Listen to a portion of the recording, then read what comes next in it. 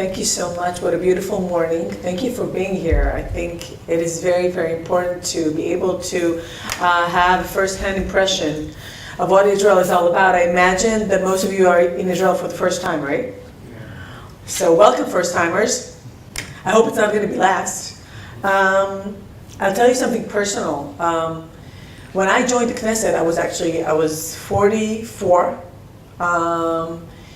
And it amazed me because I started off in politics very early on. When I was 20 years old, I had a very, very unique pleasure. At the age of, some Israelis started going on tracks in South America and Southeast Asia. I had a unique pleasure to go explore the corridors of the government, of the Israeli government. I started off working with Yitzhak Rabin before he became prime minister.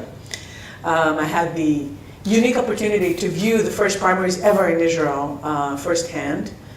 And it's very interesting because it's taken me many, many years to decide and determine that I'm going to be joining politics myself, take the plunge.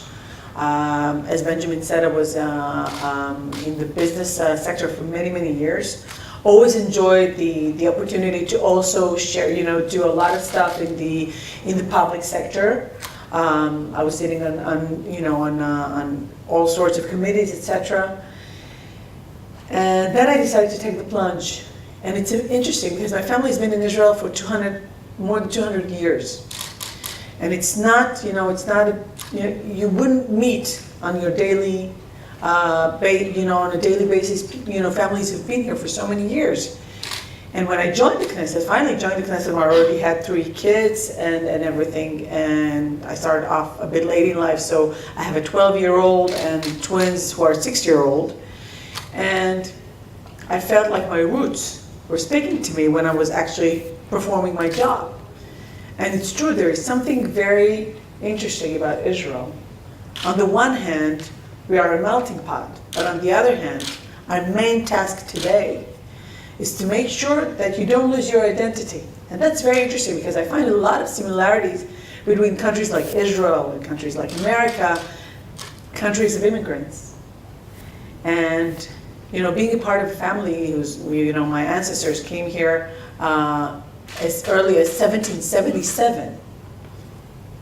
And my paternal grandparents came here right before World War II. I truly feel that it directs me on my day-to-day work. Because the Israeli challenge has changed immensely since I started off in politics in 1990. On the one hand, Israel has grown much stronger. We are a very big country in terms, we wouldn't have imagined, because after World War II, the Jewish people was a very, very small nation, unfortunately. We lost 6 million between 1939 and 1945. So becoming a country of 8 million people, including Arabs, obviously, the minority of Arabs, makes it all the more challenging. Because as you probably know and probably heard, Israel has become a startup nation. So we grew up stronger economically. We grew bigger in every sense. Israel is one of the strongest countries when it comes to security. You wouldn't have imagined a country that size to be so strong. Right? But the question is, how do we maintain this strength when it comes to social issues? And I saw it with my own eyes, how we grew up, how we grew stronger when it comes to economy, how we grew stronger when it comes to security. But on the other hand, the gaps have grown deeper. And what used to be a very, very strong medium class has grown a bit weaker. And Israel has become more challenging when it comes to terms of speech, of the way we treat each other. And we are going through, from my perspective, through daily challenges of what we want Israel to be. Or I would say even, I would go as far as saying, what is the new Zionism? In so many ways, we have to redefine ourselves. Because we're here. The fact is, we're here, and we're here to stay. But what is the new Zionism? We have had 1 million newcomers coming from the old Soviet Union. We have had about 150,000 Jews coming from Ethiopia.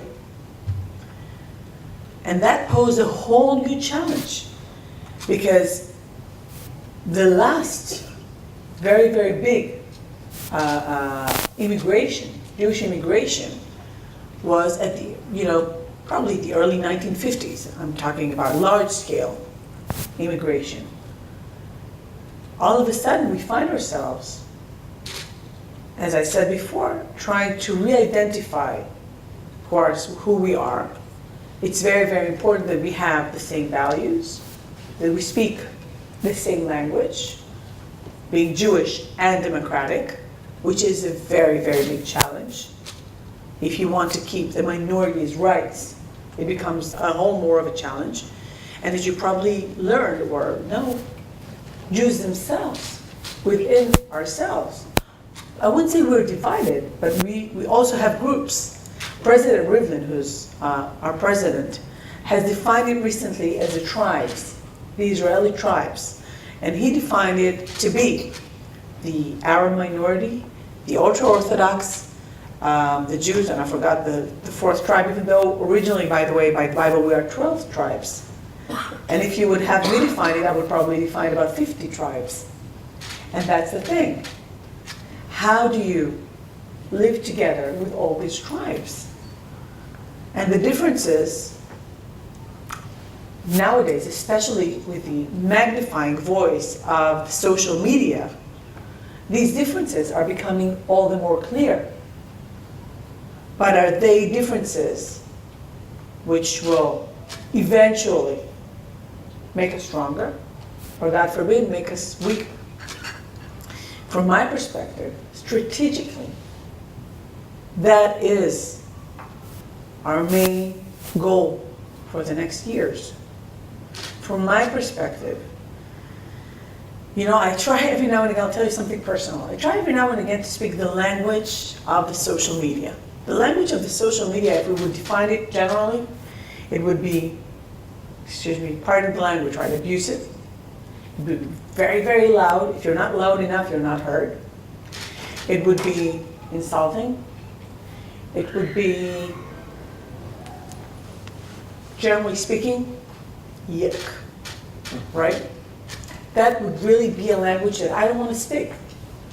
And being a politician, being an Israeli politician, and God help us being an American politician, nowadays this is the language which is becoming more common. And in countries like Israel, it is all the more challenging because left, right, center, what are we? That the Israeli politics runs from ultra-right to ultra-left. The ultra-right wouldn't want any kind, I would like to separate from the Palestinians. They would have nothing to do with it. From their perspective, it's either annexation, full annexation, or the best scenario from their perspective is autonomy. If you go to the ultra-left, we have had a member of Knesset, an Arab member of Knesset just this year, who had to be taken out of the house for alleged, well, it's not allegedly because he already signed an agreement, but he performed what was seen as assisting terrorists in the Israeli prison.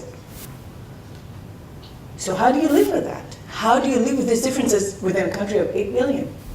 Truly, I think always when I look at, big countries, really the opportunity, you kind of, these differences are kind of mellowed down by the fact, by the scale. In Israel, there's no scale. There's just no scale. We're small. It makes a difference. And truly, I would never have my children grow up anywhere else. Israel is incredible. But the question is, how do we maintain what has made us us? What has made us the startup nation? Truly, this innovative, rigorous, truly a country where you truly had, my grandparents had to pave the roads here, to build the houses, to plant a tree. Started off with sand and nothing. And truly, economically, we're one of the strongest countries in the world. Little did we know that we even have natural gas, because we would always say our only resource is our minds, our children. That's our only resource. And God gave us milk, honey, and natural gas, which is very, very important for Israel in the long term. But I'm going back, because the real challenge is social one. And I think worldwide, the real challenge is social one. If the gaps in the world, not just in Israel, if the gaps in the world grow wider and stronger, we are in a problem, in a big, big, big problem. And that is something to be looking at, not just nationally, but also internationally. Question has it, for instance, yesterday I was in the Knesset, and we were dealing with, unfortunately, crises in companies that, a few years ago we never imagined could even go to a process of firing people. Is pure capitalism good? Which is also something that differentiates the right from the left in Israel. Because usually you would determine the right and left in Israel by their perspective of the 1967 war and the Palestinians. But truth be told, I'm a social democrat. I come from the business sector and I'm a social democrat. I would say my father, who's my true conscience, I would say that Rabin is my compass and my father is my conscience. My father was a socialist. He was an industrialist. He would wake up in the morning, he put a beautiful factory together, but he was a socialist. And if you would go further to the right, you would probably find neoliberals, capitalists. Interesting thing is that you would also find in the right wing, you would easily find people who think the way that we think, that we should take care of things in a social manner, and I would even go as far as saying socialist manner. How do you create a good equilibrium between letting the markets do their work, be innovative, be creative, and on the other hand, take care of your own? How do you take care of your employees? That's a challenge which is really growing stronger. We saw what happened in 2008. We saw what happened to small businesses around the world. We saw what happened to industry. Germany came out stronger because it had a very, very strong industry, for instance, traditional industry. Are we giving up on traditional industry? Are we giving up on agriculture? From my perspective, the Israeli economy, which everybody likes to call startup nation from my perspective is agriculture. It's what you would call mature industry, because that's how things started off. And we know how much technology is in the seed of a tomato. And that's fascinating. How do you create a world where your society is able to contain what used to be and what will be? And that's a challenge that not only Israel is facing, I think the world is facing. Obviously in Israel, the challenge is different in one critical perspective. As you understand, reserve duty takes a big part in our life, because my husband is a colonel in the Army Corps, and I was a soldier myself. I was in intelligence. I served in Armored Corps. I served in reserve duty up until I was 27. It will always be mandatory to go to the Army in Israel. My niece was just drafted to go to the Air Force. It's always a very moving day. We would always have to take care of ourselves and to rely mainly on ourselves when it comes to security, to pure security. But the question has it, when you're looking around you, what's happening in the Arab nations around us, is there a change? Do they understand the change the world is going through? Not just economically, not just when it comes to security. Do they understand the people with whom I would very, very much to love to have a diplomatic relationship with, obviously, because I always think, it goes back to the people. The leaders always have their interests. From my perspective, the people would always want to have peace. The question has it, do they completely understand the social change, the cultural change the world is going through? And you can see that, by the way. You can even see that in Israel. You know, in Israel we have Arabs, we have Druze, we have Cherkess. And you can see, for instance, women were not allowed to drive. Now they're allowed to drive. Why? Because they have to work. How would they get to work?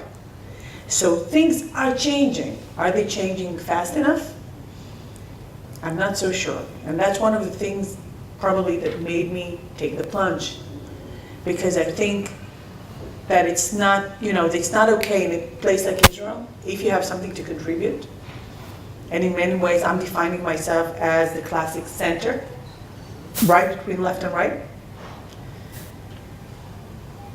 I think in a place like Israel, if you have something to contribute, you can't stand on the sidelines.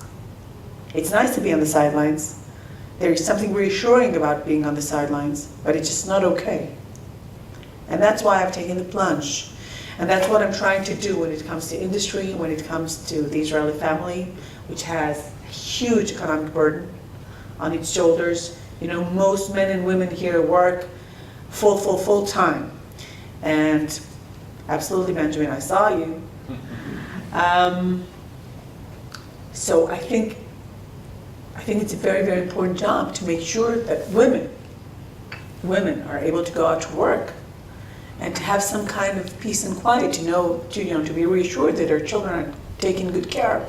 And it's not so easy. The system in Israel, you know, when I was growing up in Tel Aviv in the 1970s, I always say, you know, you could provide for your family from one salary, you could finish the month, you know, in Israel, custom has it, unfortunately in America it's very, very different. People are taking, you know, a lot of line of credits in order to finish the month. They could buy an apartment in the 1970s. They could even go abroad every now and again. And essentially they could save for the pension and even help their children. Nowadays it's a lot more challenging, and it's so weird because Israel is a very rich country nowadays. And instead of the people feeling aloof and able, it seems like the burden has grown bigger. But thing is, there's something very emotional about Israel. I think that's probably what I would like to wrap up with. When I hear my anthem, when I see my flag, I don't know about you guys, I cry. Now, truth be told, I'm one of the crybabies of the Knesset. It's very easy for me to cry. I cry when they change the level of tax, but no, I'm just joking. No, I'm joking. But I feel very, very emotional about my country. It's not just that I drink it with my water, you know, with what my parents gave me to eat. But the thing is that it's on my generation to make sure that my children are feeling the same. And if the values change a little bit, even if Zionism takes a new form, which is, you know, makes sense, then it's my toll and it's my turn to make sure that they have a country that they're proud of. And it's true that probably some of my peers, I don't know who you're meeting afterwards with, but probably would give you, you know, someone from the right wing might give you a different perspective. But eventually, as long as I know in my heart that he has the same intention in mind, then we will be able to work together for that exact cause. Israel to thrive for the next 500 years as Jewish and democratic. Thank you.